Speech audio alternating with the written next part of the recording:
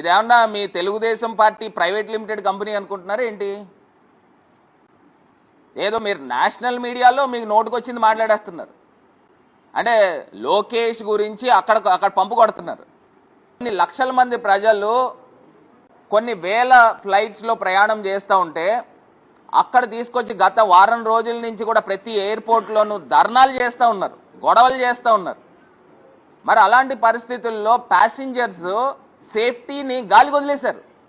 ఇప్పుడు వీళ్ళు తీసుకున్న తుగ్లక్ నిర్ణయాలు అంటే పీరియాడిక్ రివ్యూలు చేయకపోవడం వలన ఈ యొక్క డ్యామేజ్ వచ్చింది. ఒకవేళ జరగకూడని ప్రమాదం ఏదైనా జరిగితే ఎవరు సమాధానం చెప్తారు? ఈ రీల్స్ మంత్రి సమాధానం చెప్తాడా? ఎవరు చెప్తారండి? మొన్నే అహ్మదాబాద్లో ఘటన జరిగింది.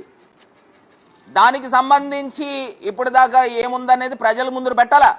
అసలు కారణం ఏం జరిగింది, అసలు ఎందుకు ఫ్లైట్ కూలిపోయింది, దానికి సంబంధించిన ఆ ఘటనకు సంబంధించిన కారణాలు ఇప్పుడు దాకా పబ్లిక్ డొమైన్లో పూర్తి స్థాయిగా పెట్టాలా? అది మరొక ముందే ఇవాళ తీసుకొచ్చి ఫ్లైట్ రెగ్యులేషన్స్ తీసుకుని వచ్చారు, బాగానే ఉంది. పీరియాడిక్ రివ్యూ ఏది నాయనా? ఇక్కడే కదా మీకు తెలిసిపోతుంది మీ సామర్థ్యత ఏంటనేది. అక్కడ ప్రపంచ దేశాల నుంచి రష్యన్ ప్రెసిడెంట్ భారతదేశంలో ఉంటుండగా మరి ఇంత దారుణమైన ఇన్సిడెంట్ భారతదేశ ఎయిర్పోర్ట్స్ అన్నీ కూడా జరుగుతూ ఉన్నాయి. అంటే భారతదేశం పరువు పోయినట్టు కాదా? ఈ యూజ్లెస్ మినిస్టర్ వలన, ఇన్కాంపిటెంట్ మినిస్టర్ వలన, కేవలము అందులోని తెలుగోడంట, సిగ్గు కూడాను. ఇన్కాంపిటెన్సీ ఇక్కడ ఏంటనేది క్లియర్గా కనబడతా ఉంది. ఇంకా ఇప్పటిదాకా ఇవన్నీ కూడా రెగ్యులేట్ అవ్వడానికి ఇంకొక వారం 10 రోజులు పడుతుంది. మళ్ళీ ఇంకోటి ఏంటనుకున్నారు, ఎవరైతే ఇప్పుడు ఈ ఆర్డర్ ఇచ్చిన సివిల్ ఏవియేషన్ మినిస్ట్రీ మళ్ళీ ఆర్డర్ వెనక్కి తీసుకొని ఫిబ్రవరి దాకా టైం ఇస్తూ ఉన్నారు. అంటే ఇప్పుడు ఒక రకంగా ప్రైవేట్ వాళ్ళు, ఇండిగో ఎయిర్లైన్స్ వాళ్ళు వెట్టి చాకరీ అంటారు. మన పూర్వం రోజుల్లో గొడ్డి చాకరీ అని వినేవాళ్ళం. ఆ రకంగా గొడ్డి చాకరీ చేయిస్తూ ఉన్నారు.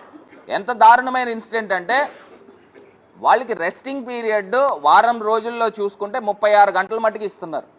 ఇందులో ఇంకొక దారుణమైన అంశం ఏంటో చెప్పమంటారా? ఇందులో ఎవరైనా వాళ్ళు లీవ్ తీసుకున్నారు అనుకోండి, ఒక పర్సనల్ లీవ్, కానీ ఆ లీవ్ కూడా 36 గంటల్లోకి మినహాయించేస్తారు.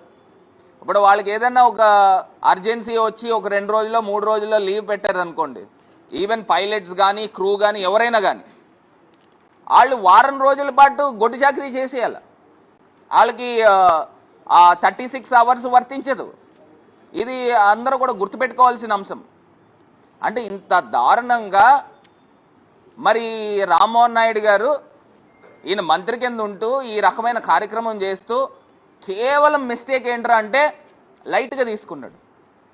పీరియాడిక్ రివ్యూ చేయకపోవడము ఇది ప్రధానమైన లోపం.